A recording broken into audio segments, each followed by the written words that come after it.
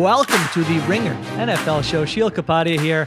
Fun show today, the midweek show. Nora Princiotti joins me first. We're talking which fan bases should be happiest after 3 weeks. See, I'm not negative. We're talking about happy fan bases. And then Steven Ruiz will jump on to talk quarterbacks. He's got some guys he wants to highlight going into week 4. Nora Princiotti, how we doing? I'm doing so well, Sheil. I like that you went with positivity on this show.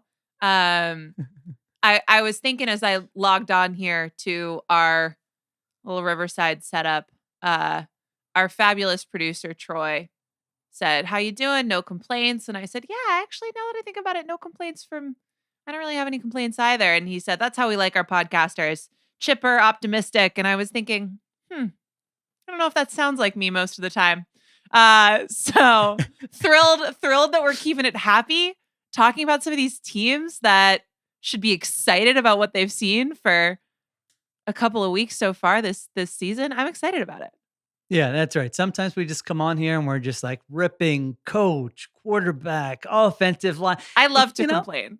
I live to complain. Right. There's nothing wrong with that, and we will continue to do that. But sometimes you got to switch it up. Variety is the spice of life. And so the big question is very simple. Which fan bases should be the happiest or are the happiest after three weeks of the NFL season? The season kind of just started, but we got 3 weeks of data, 3 weeks of games here. There have been some surprises. What's fluky? What's not? Nora, lead us off. What team tops your list here?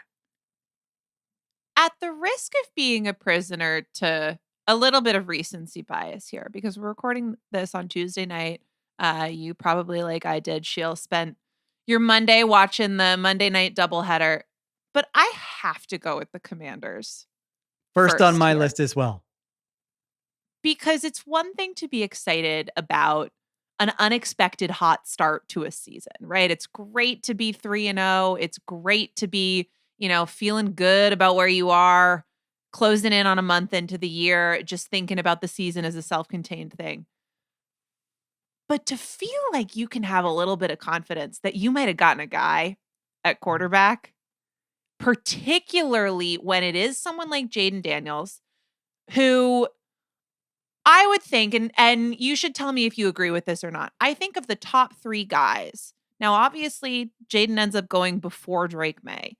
But I feel like that was a team-specific move because the way that I understood where the league was and where I felt like I was and where I think a lot of analysts were that he was the one of the top 3 quarterback prospects who felt a little bit like the shakiest proposition. Now, Drake May obviously comes in pretty raw and inexperienced, but there's sort of like a pro-style prototype there where I think with Jayden Daniels, you had a lot of questions about, is the running going to translate? Is the stuff that he did well in college just really gonna be passable at the NFL level? And for those reasons, I felt like he was the one when they selected him where I was white knuckling it the most. And 3 weeks, it's a small sample size, but this dude looks like he can play. It looks like he can play against NFL defenses. It looks like the formula with a great run game, keeping him involved, and then play action and deep shots, which was the formula for him in college. It is working for Washington so far. And if you had told me before the season started, even if I was higher on Jayden Daniels going into the season, if you had told me that the Washington Commanders were going to have the most efficient, chain-moving, highest success rate offense in the league 3 games into the year, I would have said, what planet are you on? Yeah. So for the results right now, but also just for the thrill of feeling like maybe this is going to work out and you got the guy, I think Washington has to be number 1. Yeah, I'm usually the person who's like, pump the brakes, everyone settle down. It's only 1 game. That was an electric performance. That was like the most electric performance of the entire season so far. I was just watching that like, I think maybe a star has just arrived in the NFL. I mean, he was incredible in that game. 21 for 23 on Monday Night Football. 91.3%. It's crazy. 91. completion percentage for quarterbacks, I think, is probably one of the top stats that people use in misleading ways. Yeah. That's like the lies, damn lies, and statistics category of quarterback evaluation. At a certain point, though, you have to say, like, this means something. 91.3. Yeah, especially when you're watching it and one of the 21 completions is game on the line, fourth quarter, guys aren't lined up correctly, blitz is coming from your right side, pressure. Terry McLaurin's not even near where he's eventually going to be. He looks up and the ball just lands in his hands to essentially clinch the game, maybe end the Bengals season. I mean, they're 0-3 there. And so I just watched that game. I mean, 13 straight possessions over 2 games. The Commanders have not punted and they have not turned the football over. And they had no margin for error in that game Monday night. I mean, the Bengals were going up and down the field. They had one missed field goal in that game. That's the other thing. If Jayden Daniels just had like that one rookie mistake, that one fumble, that one interception, maybe his accuracy is off on a third down snap, they probably lose that game. And I kept waiting for it because, you know, me, I might be a guy who picked the Bengals to win the Super Bowl. I'm like, all right, come on. It's a nice, cute little Jayden Daniels performance, but the Bengals are going to win this game right now. It never came. And so I think if you're a Commanders fan and it's like you had the ownership change, and then like you said, with rookie quarterbacks, you never know. Like I liked Daniels more than May. I argued with that. You were a Daniels guy. But I also liked Bryce Young. So let's be clear. This is not maybe sticking my chest out. When I was thinking about it, I was going back in my head going, Sheil was a Daniels guy. Like, good for him. Yeah, but I mean, you never know with rookie quarterbacks. Like, I don't know. When you looked at this season coming in and you looked at the rookie quarterbacks, I know I was like, hey, Caleb Williams is in the best position to succeed. And I was like, oh, that Commanders team with that offensive line and Cliff Kingsbury and that supporting cast, it's not going to, even as someone who liked Jayden Daniels, I'm like, it's not going to happen. And it's only 3 games, but holy cow, that offense is operating well. Well, I'm glad you mentioned the offensive line because that's the other thing. I mean, I'm sitting there watching like Sam Cosmi displace 300-pound defensive tackles. Going like, what's going on here? What am I like? And you know what? Sometimes these Cliff Kingsbury offenses, we have seen it many times. We've seen it when he was in college. We've seen it when he's been in the NFL. A hot start, yes, is not always something that carries through. And, you know, I think that's a worthy reason for maybe pumping the brakes a little bit. The flip side of that, though, is just that these are things that I haven't seen Commanders players, units, offensive units do in years. I mean, if you're Terry McLaurin and you catch that pass, you must just be thinking like, I've waited my whole life for a moment like this, for all of the bad offenses and bad quarterbacking that he's had to deal with and be a part of. I mean, and for the fans even more, like this, again, it's only 3 weeks. That one game kind of makes me feel like this is off to being the most fun season they've had since RG3. Yeah, which they'd probably be like, hey, stop talking about us because we know how that one ended. But I'm with you. I mean, just from a fun perspective, from a, hey, go into a season with no expectations. Anytime you have a rookie quarterback as a fan, it is a fun season because you're like, hey, it's something new, this new character in our lives. Maybe he'll be the savior and he'll be our guy for the next 10, 12, 15 years. I'm not saying all of that. Yes, he's going to be awesome. But in terms of a start to a season, first 3 games and a moment on Monday Night Football where I'm sure every Washington fan can tell you about times they've just been embarrassed in that spot year in and year out. And they're showing pictures of Dan Snyder and you don't even want to be on national TV. And so you weren't sure what this season was going to bring. And now you just had to wake up on Tuesday morning just as excited as you've ever been as a Washington fan. And I'm glad you brought, like, Terry McLaurin didn't do much in the first 2 games. I mean, even in this game, they're going to like Zach Ertz, who, listen, Zach Ertz has been a great player in the NFL, but like key fourth downs, they're going to Zach Ertz. The offensive line is still not great. Like these are imperfect circumstances that he's operating under. And he looks like he knows what he's doing. And it's just little stuff. Like they had that play where there was a defender in the backfield and he kind of juked him and the guy's on the ground and he picked up a first down. Just very, very exciting stuff if you are a Washington Commanders fan. So there you go. I think that's right. That was the first team I wrote down. I'm like, that was the first thing as I'm watching that game, I'm like, their fans have to be over the moon right now. So I think that's a good one to lead us off with. All right, I'll go next. Let's see if you have the same team number 2 on your list or not. I've got the Buffalo Bills fans as second, and it's only 3 games, and it's weird because the bar for them is like Super Bowl many of these seasons. But this season, I was just like, this is a reset year. If things go well, maybe they win 10 or 11 games, lose in the divisional round, but then you rebuild the roster in the offseason and it looks good. But they're 3-0. They're plus 64 point differential. They've got the best offense in the NFL, according to DVOA. Josh Allen is probably the MVP. And again, this comes in a year when you lost Stephon Diggs, Gabe Davis, Jordan Poyer, Micah Hyde, Tre'Davious White, all those things. And so I think if you're a Bills fan and you went into the season thinking, all right, we have Josh Allen, we're always going to have a chance. Well, now it's like a little bit more than that when the league looks a little bit wide open. So I had Bills fans as number 2 on my list. Only reason I didn't is because I just knew that I knew you were going to go there. I knew we needed to go there. I put them down as if somehow we get through this exercise without having talked about the Bills, I'm going to need to be ready to talk about them because we just got to make sure that that gets in here because I think that's absolutely right. Josh Allen is playing better football than anyone else I've seen put on a jersey so far this fall.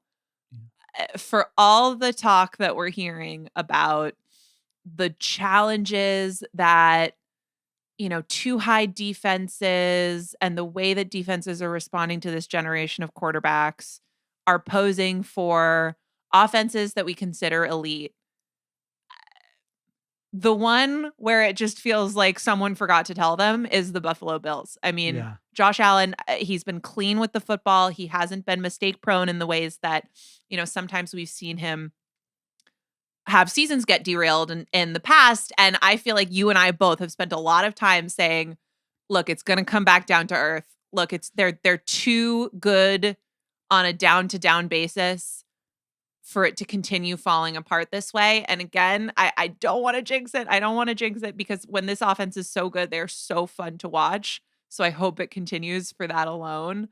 But it does feel a little bit like so much of that positive regression that felt like, come on, it's got to come. It's got to come. Yeah. It must be coming at some point, right?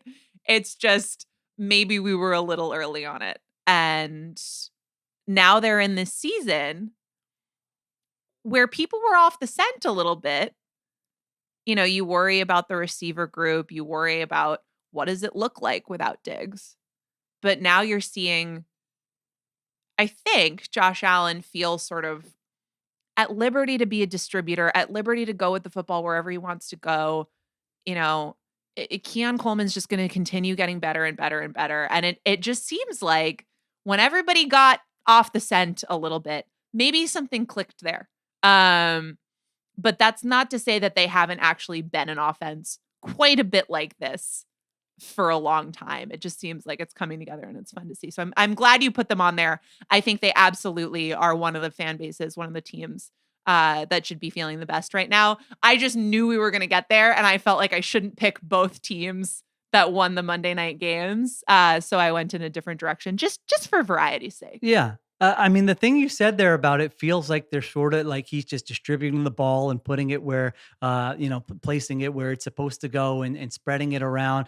It's like you and I have both covered teams, and sometimes like you can kind of tell when a coach or a GM or someone's trying to like convince you of something and you're just sitting there like, nodding your head, but in your head, you're like, give me a break. That's sort of what the Bills, this offseason, like you could have told, I'm sure someone in the Bills organization was telling somebody that, all right, listen, Stephon Diggs did a great job, but now Josh Allen's going to be able to play loose. Like if someone from their organization told me that, I would have been like, yeah, okay, good luck not having like a great wide receiver. Let's see what it looks like. It kind of is working that way. Like he is playing, he seems free. There's like not that tension around the team. At least it feels like when you watch him on TV. And listen, maybe we might get to a December game or a November game or a playoff game, and we could be sitting right here going, all right, yeah, it looked good for a while, but that was a game where they needed that one guy to win one-on-one. That could eventually happen, but through 3 games, Khalil Shakir looks awesome. You mentioned Keon Coleman, James Cook, Dalton Kincaid. It sort of feels like they have enough guys to spread the ball around. And the stats, like, it's only a 3-game sample, but this is like in terms of EPA per drive or whatever metric you want to look like. This is the best the offense, if they kept this, kept scoring at this rate or operating at this rate, it would be the best offense they've ever had with Josh Allen, which is wild when you think of some of those teams we've talked about before. So the offense looks great. And then maybe even more impressively, it's what they're doing on defense, where Matt Milano gets injured. You lose all those veterans. It's like, oh, how are they going to piece this thing together? And their defense is held up well also. These are 6th and 7th rounders and UDFAs and Damar Hamlin, bless his heart, who, medically left this earth for a couple of seconds and we all watched it. Von Miller for like 15 snaps a game is just like ready to be shot out of a cannon. It's fun to watch a team or a unit that's been sort of pieced together and doesn't feel like they were sort of front running into the season. But I also wonder if there's something to that for the Bills, because one thing I think we've talked about in the past, and that I've really felt has been true with this team, is that they've just, they've been through a lot. They had the just sort of traumatizing loss to the Chiefs. I don't mean to be sort of jokey about Hamlin, because that was also real trauma that they went through.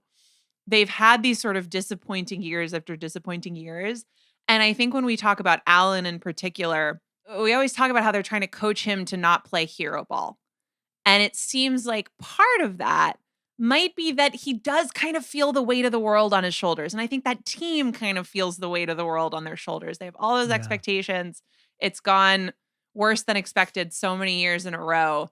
And I do wonder if there's something to coming into the season with a little bit of that alleviated that's opened things up for them. Yeah, it's been they've been playing at a very high level through the first 3 weeks of the season. Again, they're a tricky one because it's very different than the Commanders, where the Commanders just have a fun season where Jayden Daniels plays well. That's a win for them. The Bills, at some point, the expectations will probably get back to that level where it's like, all right, maybe this is our year and we're going to win, get to the Super Bowl and break through and win the Super Bowl. But they've got a great shot at it, it looks like, just with the way the league has been shaping up so far. All right, let's take a break. We come back. We got some other teams to get to that should be happy, their fan bases, through the first 3 weeks of the season. All right, we're back on the Ringer NFL show. Sheil Kapadia with Nora Princiotti. We hit on the Commanders. We hit on the Bills. What else do you got? Who else is on your list? Fan bases that should be the happiest after 3 weeks. I've got the Seahawks, who feel like, the quietest 3-0 in the NFL. I mean, totally agree. I wrote down like the same thing. They're just sort of sneaky, like, oh yeah, we're 3-0 post Pete Carroll. No Geno big deal. Smith is like an MVP candidate. I haven't heard a peep about it. I mean, I guess that's why we have a podcast, but it is sort of strange. And maybe, look, there's one major caveat here, which is that one of the big reasons that this team has come out hot is that right now they lead the league in passing defense by EPA. They have the best passing defense in the league by EPA.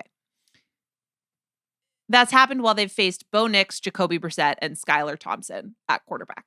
So big, bright, flashing caveat banner. I think that's going to come down to earth a little bit. But I do think they're piecing together something defensively. In particular, it seems like the front can be really good, especially if Boye Mafe, who's currently 5th in pass rush win rate and has just looked really, really solid to start the season, if he's developing into a real kind of star and they have a piece at pass rusher there where Mike McDonald can actually count on him to win most matchups that he's going to be put into, it starts to be something that they can really work with on a consistent basis, right? Because the interior is super solid. Byron Murphy looks really good. He's added to that. And you figure that with a defensive head coach, someone who really understands how to go up against modern NFL offenses, in particular the Shanahan and McVay offenses that they have to deal with in the division, they can get around the secondary. They can maybe not end up top 5 defense, but end up middle of the pack or better over the course of a season. And if you couple that with Geno continuing to play the way that he's played, plus a 3-0 start in the division, you're in business.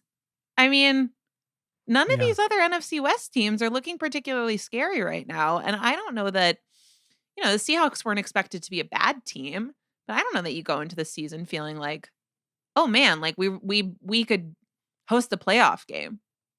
And right now, I think that seems like a super reasonable expectation.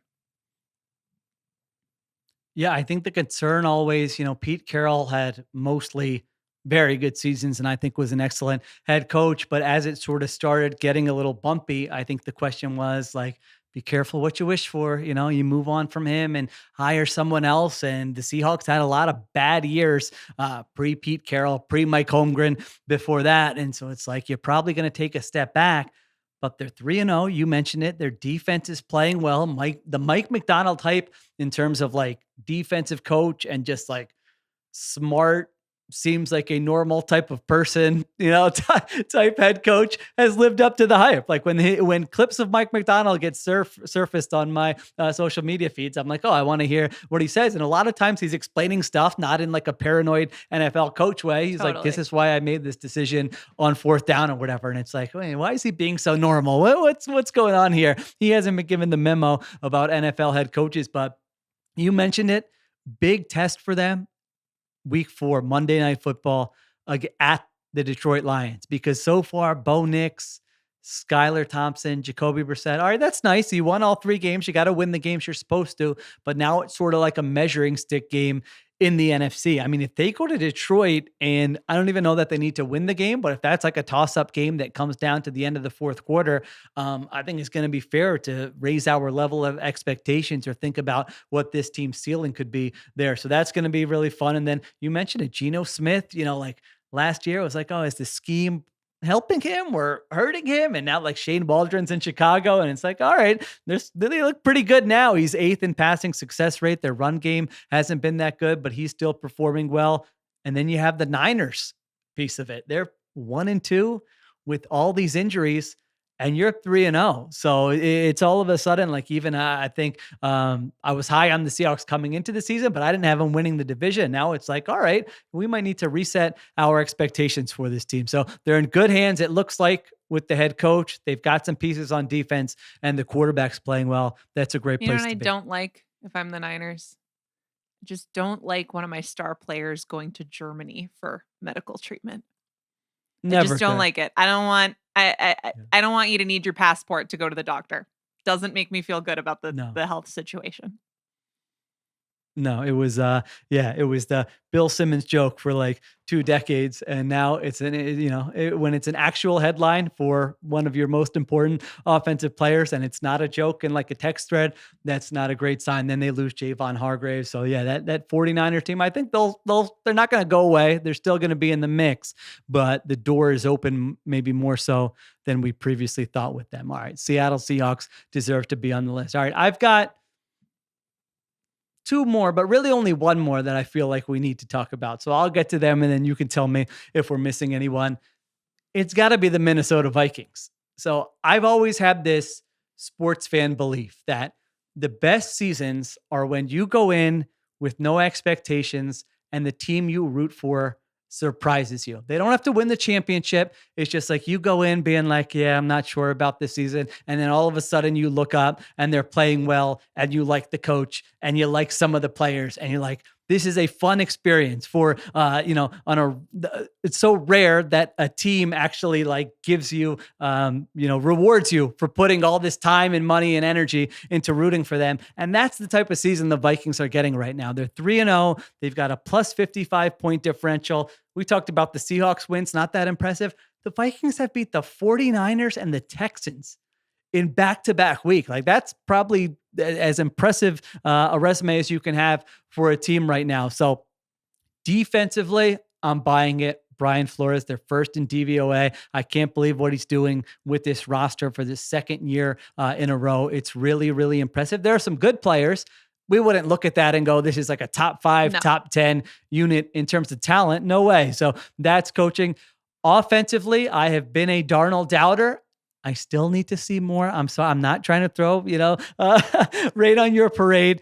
I just need to see more I'm in not terms in the of Darnold Kenny. time. Don't put me in the Darnold time. Yeah, I know. Sheil. That was speaking to the general Vikings fan listening, not you. He looks decisive. I'll give him that. And I think that's coaching, is that he looks like he knows what he wants to do back there. I worry about the negative plays over a larger sample just because of what we've seen from him in the past. So we'll see. But at the very least, if you're a Vikings fan, you're like, our head coach seems awesome. Our defensive coordinator seems awesome. We have a quarterback in JJ McCarthy who's not even playing this year. Like, I kind of like where our team is at. So Vikings have to be on this list. I totally agree. I think the coaching staff is really the thing that would make me feel the best right now if I were a Vikings fan, because it's super fun to, as you said, come into a season without expectations and suddenly find your team winning some games. It's fun when it's happening with someone like Sam Darnold. Like, all of that gives you something really exciting to root for. The flip side of that is, I don't think Sam Darnold is really part of the long-term plan for the Vikings. But the reason you can feel so good about that is on both sides of the ball, the head coach managing the offense and your defensive coordinator both seem like they pass the more with less test with flying colors and are some of the best in the league. So that's got to feel pretty good. Other teams that I put down as possible to talk about, so I think the Steelers got to be feeling pretty good. Yeah, they were the other team on my list that I wasn't sure if we were going to get to. They have to be. They're undefeated. You do have the specter of, like, Mike Tomlin still won't be normal about naming a starting quarterback, but it's fine. You're 3-0. Like, just enjoy it. And then the other two, maybe you can pick which one of these you like more, or tell me if I'm just crazy. But I think Saints fans and Packers fans, for different reasons, but both of those teams, I think the fan bases should be feeling pretty good right now. Saints, for sort of the reasons you laid out with Minnesota, come into a season not really one with big expectations. And yes, lose to the Eagles. Offense takes a step back. Some worries there about, crashing back down to earth and if Derek Carr is really going to be able to continue it at the pace that he was on for the first couple of weeks. But still, I think on the whole, much better results through the first chunk of the season than you were expecting.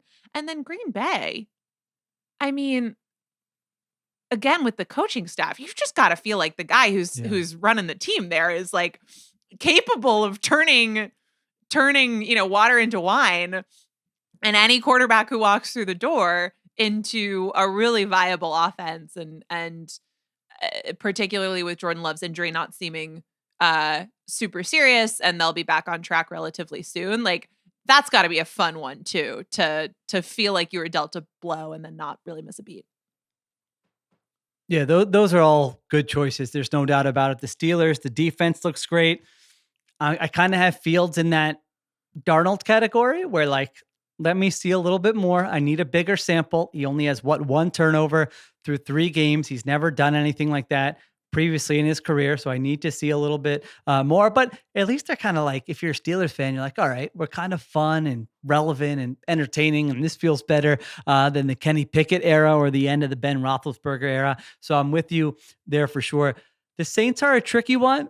Like, there is a chance a month from now, we're going to be like, remember when everyone thought the Saints might be good 2 weeks into now, I'm not saying that's definitely going to be the case. Saints fans, calm down. Maybe that's not going to be the case, but they kind of hated their team going into the season and didn't expect anything. And it started out well, and they only lost 1 game. They're still 2-1. And you're not going to be dealing with Vic Fangio every week. Yeah. Yeah. I wonder, like, how much of that it's going to last. I mean, they were so good the first 2 weeks. And then last week, it was like that kind of looked more like what we were expecting going into the season. So I think they're going to hang around for sure. I just wonder what, like, Saints fans think if their bubble got burst after that game last week. The Packers, it's like the Packers fans have lived a Yes. charmed life, really, just going, from Aaron Rodgers to Jordan Love. And now you have this coach who can just take Malik Willis for a 7th round pick or whatever it was 2 weeks before the season and run an efficient offense and win 2 games without Jordan Love.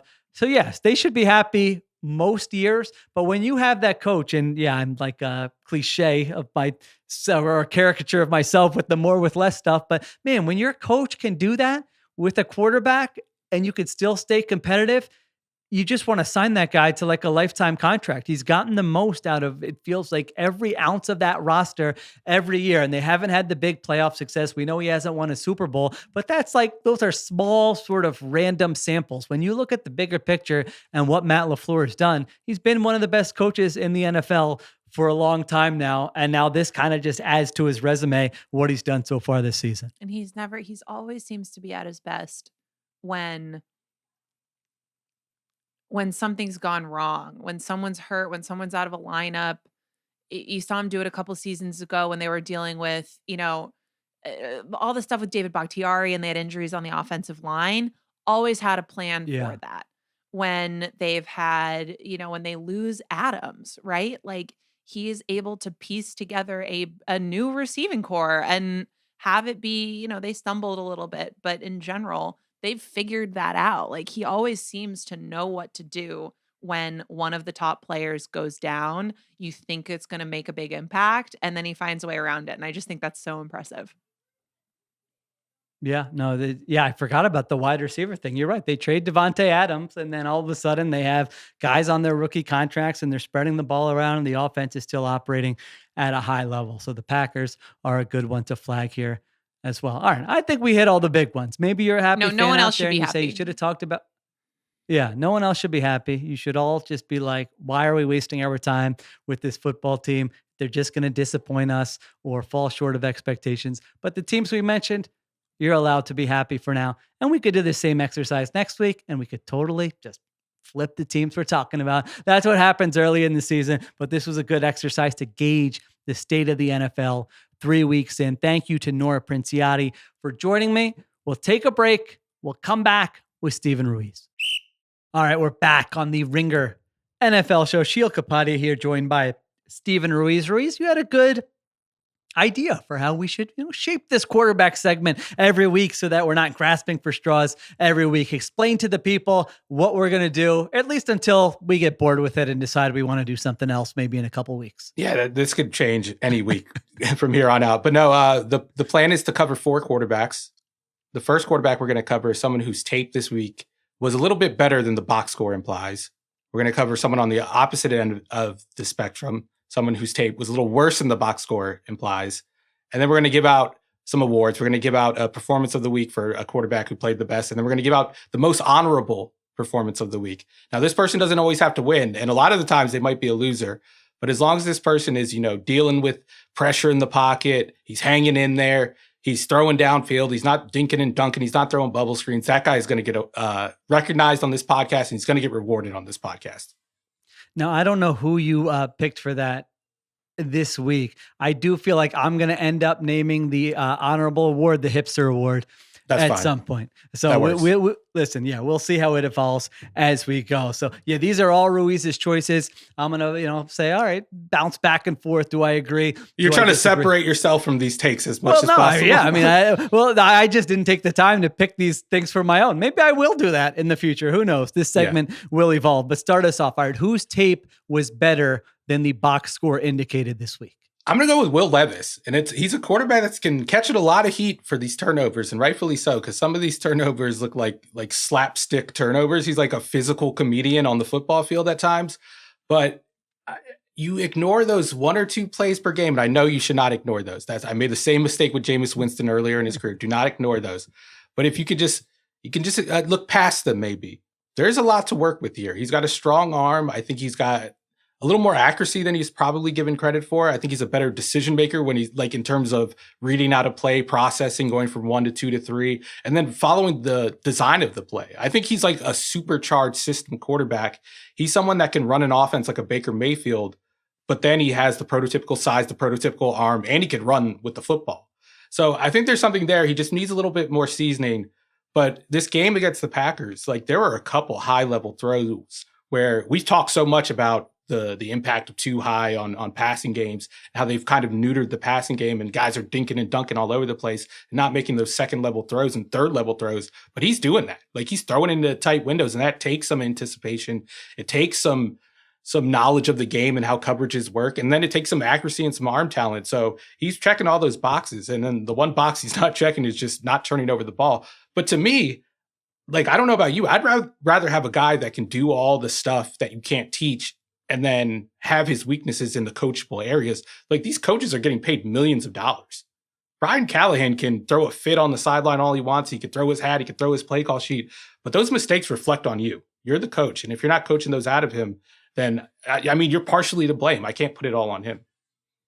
I totally agree on Callahan. I kind of went halfway with a take on him like last week, but I'm just like, the guy's in his, all right, I know he played last year, but this is like a young quarterback, and I don't mind it in the heat of the moment. Well, I mean, I kind of mind it because it's just like, the team is going to follow sort of the personality of the head coach. But then even in the press conference to kind of crush the guy, we all saw it, same mistake at last week. Like whatever happened to like, he's a young quarterback. He knows he can't be doing that, but we're in this together. I got to do a better job putting him in. I'm not telling you to lie, but there's like a way to say, I don't know. It rubbed me the wrong way. I said it last week because Dan Campbell made a different mistake, with his field goal kicking unit, and he just put it all on himself. And I'm not to go overboard with this, but like, I do think that's what I would like the head coach to do if I'm like an owner or a president of an organization. And so that did rub me the wrong way with Callahan. It's funny. You mentioned we're going to talk about Levis today when we were messaging earlier, but I didn't know what category it was going to be for. Right.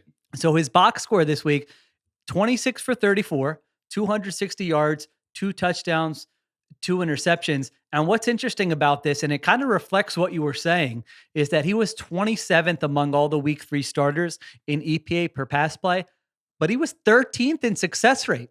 Like that means that, that's just every time you drop back and it's a pass play, is it a positive play for the offense or a negative play for the offense? So it doesn't like differentiate between a 50-yard touchdown and like a 10-yard completion on 3rd and 9. Those are both successful plays, but that would tell you that on a down-to-down basis, just what was happening. It wasn't a complete train wreck for Will Levis. And even on the season, he's 29th in EPA per pass play. Again, that takes into account the turnovers that are killing him.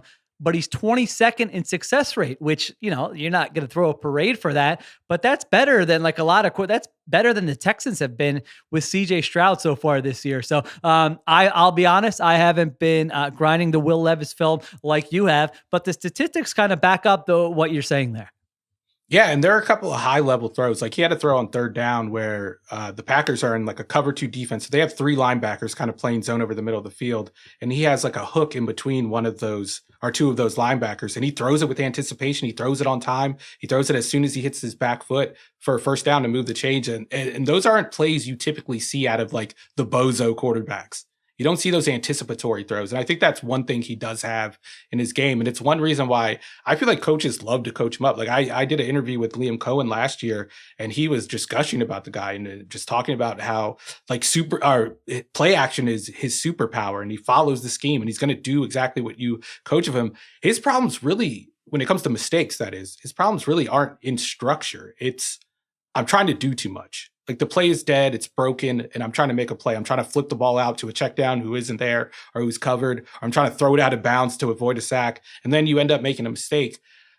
I mean, I don't know if you're ever going to be able to coach that out of him, but I don't think you have to alter his game in terms of in structure play to eradicate them. I think it's a separate thing, and I think that's easier to kind of coach up rather than like a player like Jameis Winston, for instance, who made a lot of his mistakes in structure. Like he misread the defense, or he didn't expect a linebacker to drop into this zone and he threw it to him early.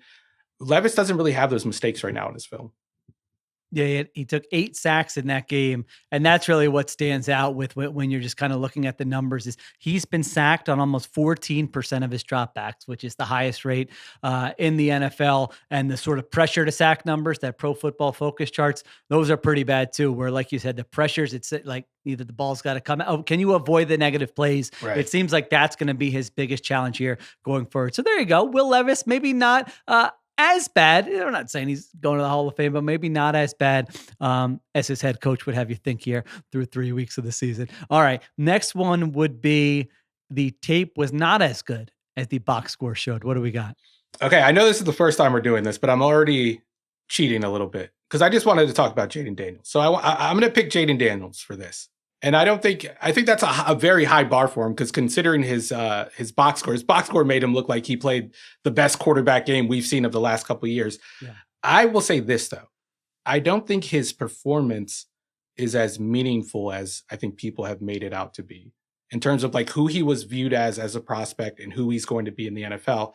And what I mean by that is like, what were his strengths as a prospect? Throwing the deep ball, throwing the outside perimeter deep ball, and then running the football, and then being super accurate in quick game. I think he showed all of those talents against Cincinnati on Monday night. I didn't really see anything else though. The 2 deep balls, those are the highlights we're all tweeting out. Those are the highlights we're all going, oh my God, what a throw. I can't believe he threw it. I'm a guy who, I'm not impressed by go balls. I'll just say that. I think go balls they don't require the processing that I think a more impressive throw will take. And it's all about time, and it's not really an arm strength thing. I will say this, he does throw a very good go ball, but I want to see the rest of the passing game kind of flourish. I don't think he's gotten a chance under Cliff Kingsbury, but you're still seeing when you do watch the tape, when there are guys open over the middle, he's turning those guys down more often than not.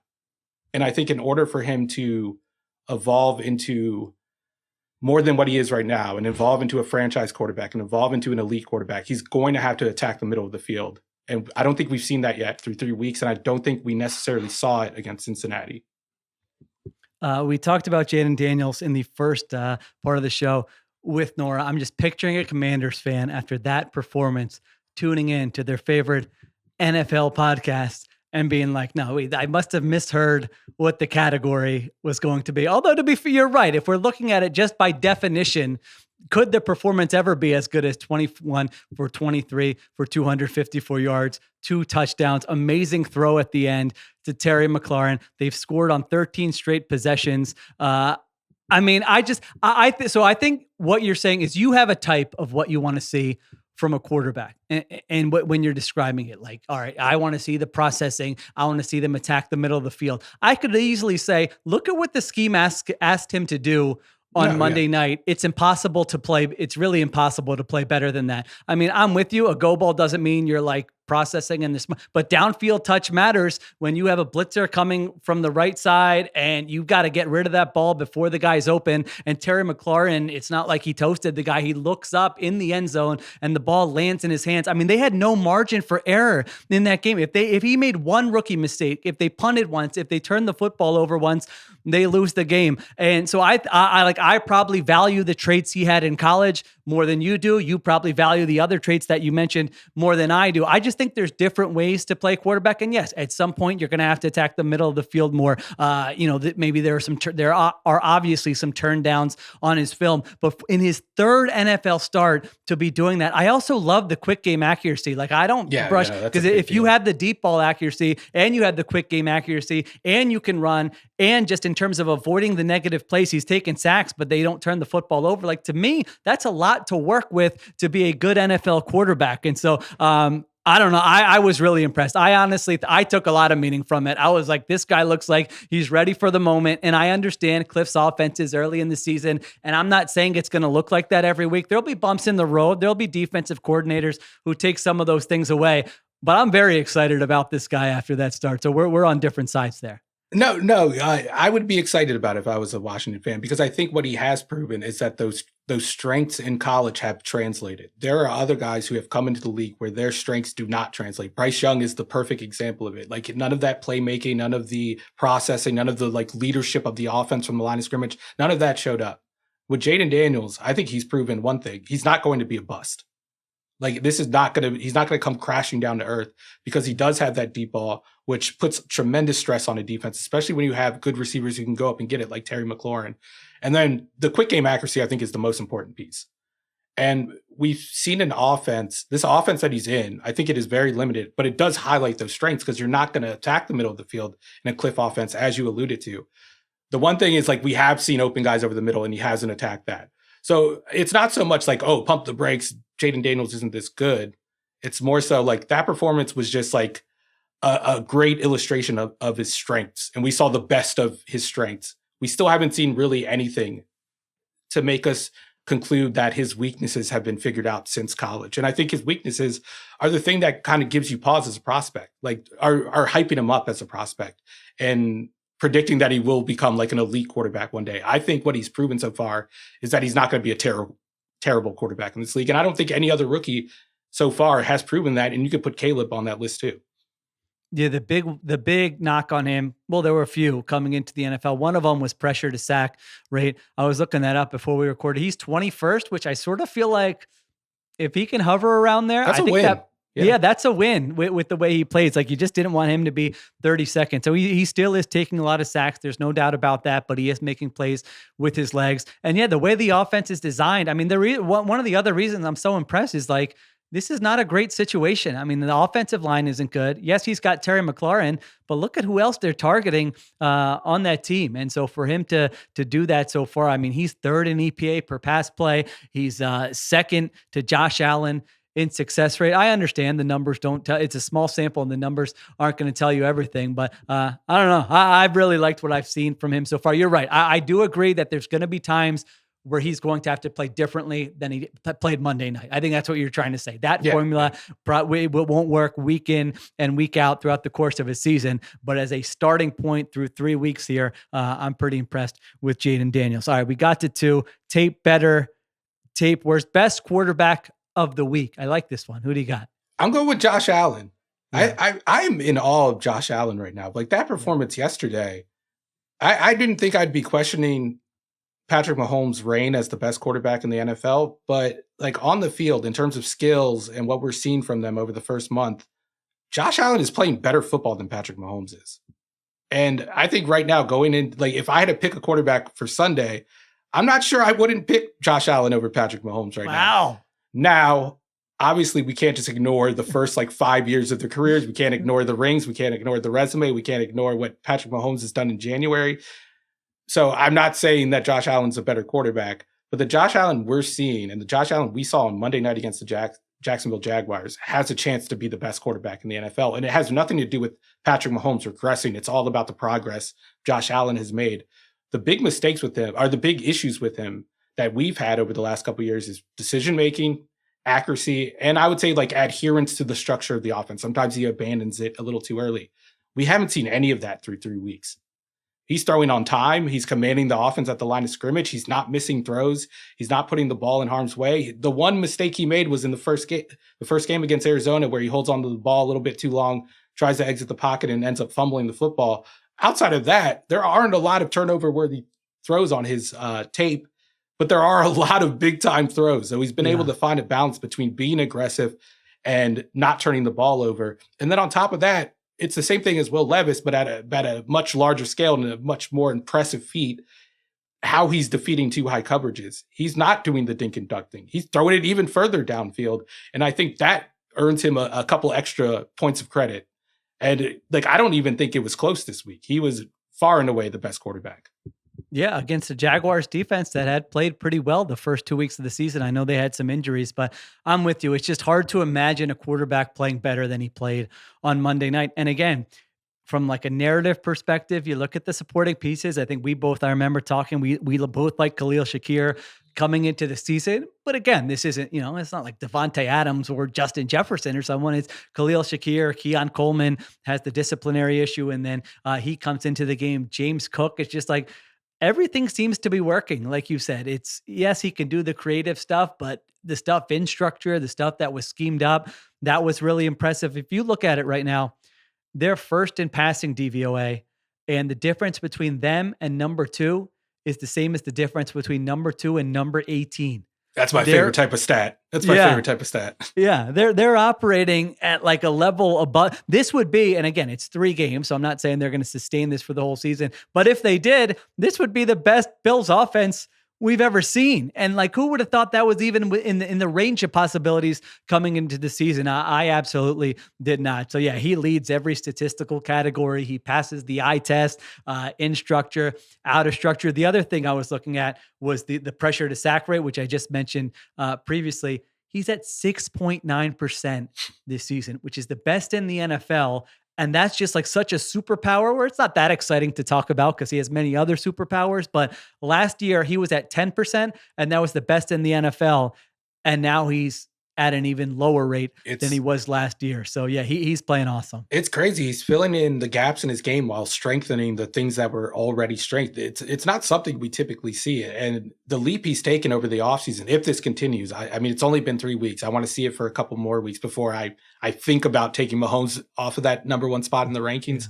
But if it continues like this, I really think he's going to get that spot at some point this season. And look, the Jacksonville game, the way they play defense, I don't even think they played that poorly on defense per se. Like, I think they were trying to stay tight to routes and man coverage, but Josh Allen can get outside of the pocket. And if you have your backs turned to the pocket, he can just kill you. Like, he's going to take off for 20 yards, or he's going to hold on to the ball like we see in the red zone and find a guy in the back of the end zone and then like effortlessly throw it on time and on target, just a lightning bolt. I don't know what you do with that. It's indefensible when he's playing at that level.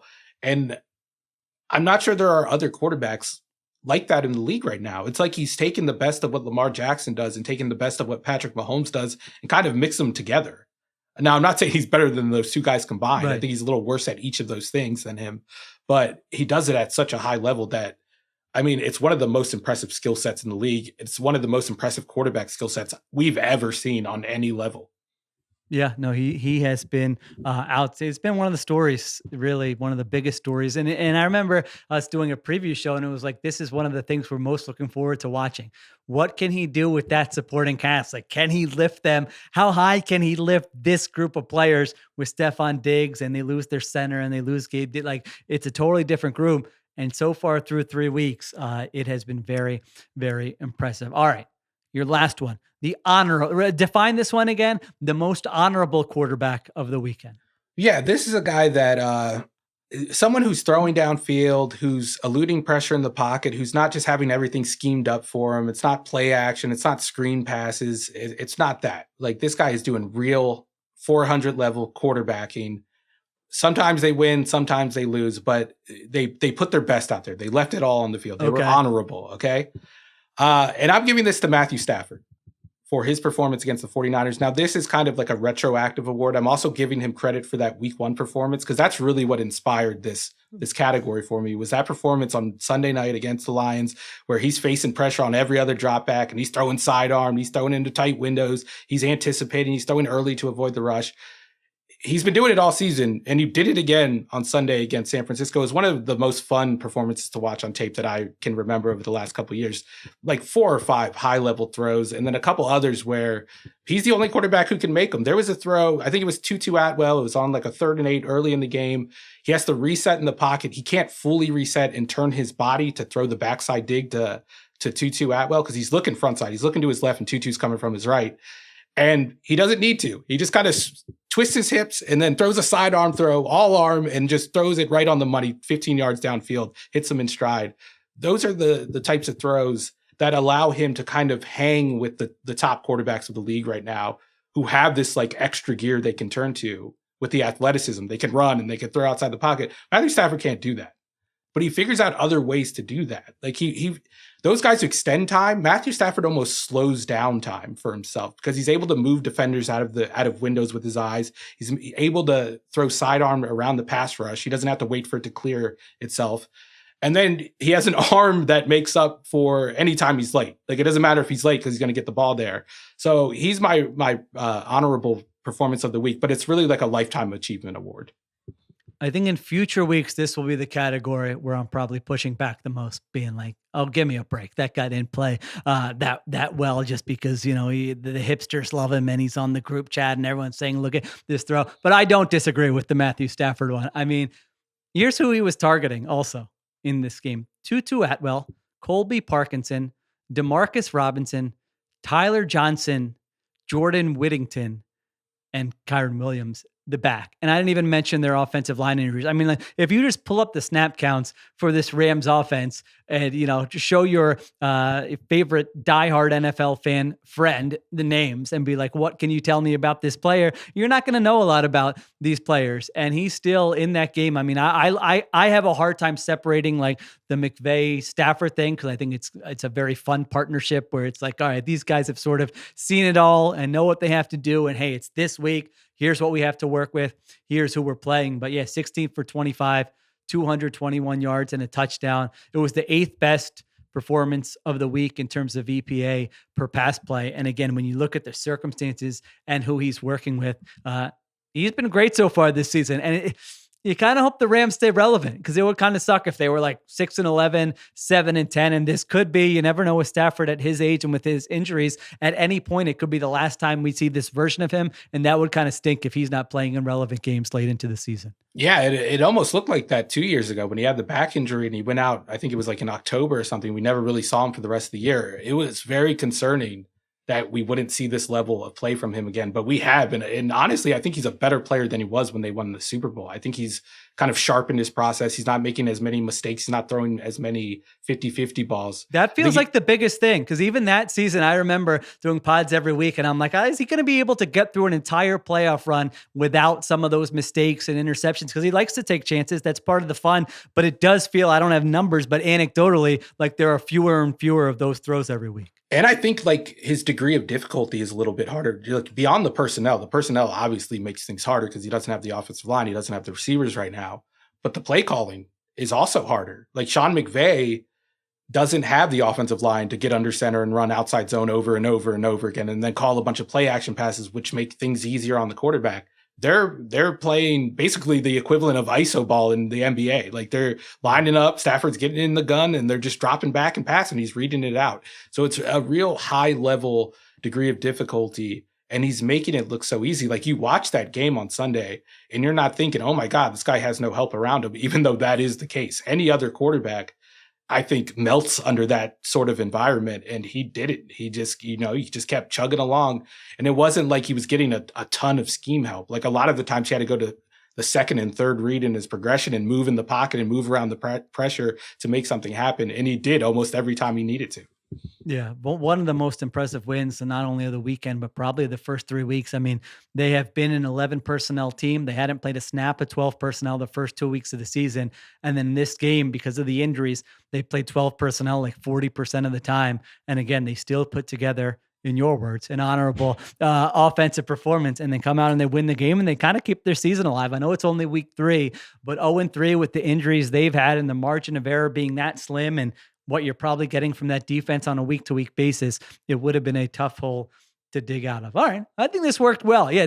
Now that I know what it is, I feel like in future weeks, I'm going to, come armed, and we'll get into it a little bit with some more arguments. I probably agreed too much a little bit with the ones today, but I wasn't, I was still getting a feel for the actual premise of the exercise. I'll give you more to work with going forward. I'm going to tap into my hipster. I don't know. Jayden Daniels. I'm still thinking about the Jayden Daniels one. Like, oh my God, what? Seriously? I said I cheated on that one. I didn't say it was the tape that was worse than it looked. I said it was the most misleading. Just because I think, like, my whole thing is, if I've seen a quarterback succeed in that way before, my opinion isn't changing on him. It's just, strengthened a little bit. All right. There you go. We'll finish on that note. Thank you to Stephen Ruiz. Thank you to Nora Princiotti. Appreciate Troy Farkas producing this show. Additional production and supervision by Connor Nevins and Arjuna Ramgopal. Ruiz will be back with me and Deontay Lee later in the week. These weeks just fly by. It's like, yeah, we'll be previewing week 4. It's like week 3 just ended. We're ready to preview week 4. Big storylines, picks, all that fun stuff. So stay tuned for that and check us out on YouTube at Ringer NFL. All right, we'll talk to you next time on the Ringer NFL Show.